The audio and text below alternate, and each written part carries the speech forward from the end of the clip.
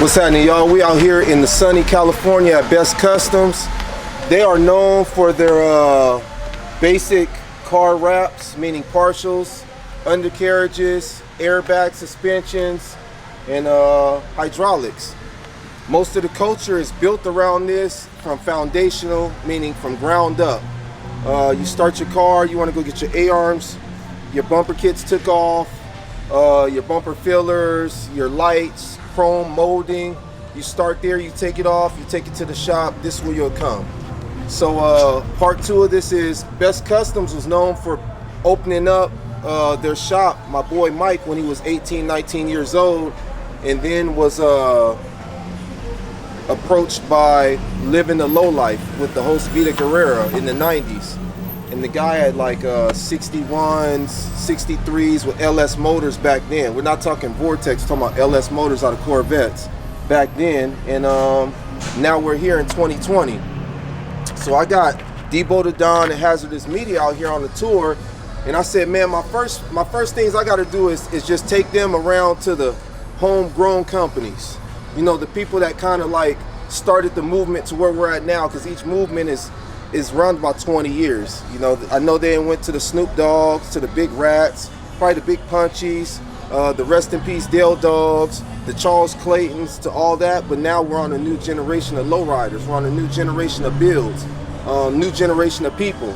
And that's where Best Custom falls through at. He's about my number 6 or number 7 company on the back of my trailer. And like I said, basically it's about foundation. It's about how things are put together. It's about the people you're working with, not the people you worked with. It's about how you move now. So we're moving out here in Riverside. We call it the I-10 East, and we're gonna be heading back to the I-10 West.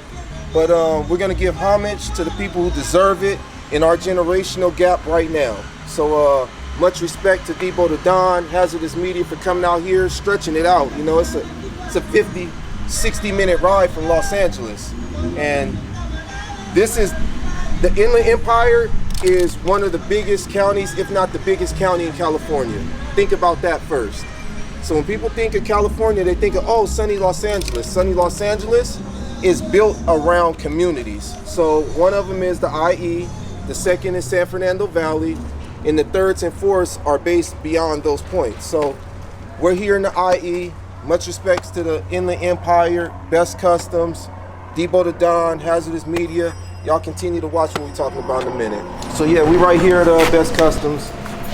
Most of the cars, as you know, it's law, or it's G-code in the low riding game is when a car comes in, you cover the plaque up or you take the plaque down. So if we run by any cars with plaques in them, you know, hopefully we transcribe them or do something so you guys understand what we do with these cars. But back to while we're in here, it doesn't take a spotless, non-greased environment to do what comes out of lowriders.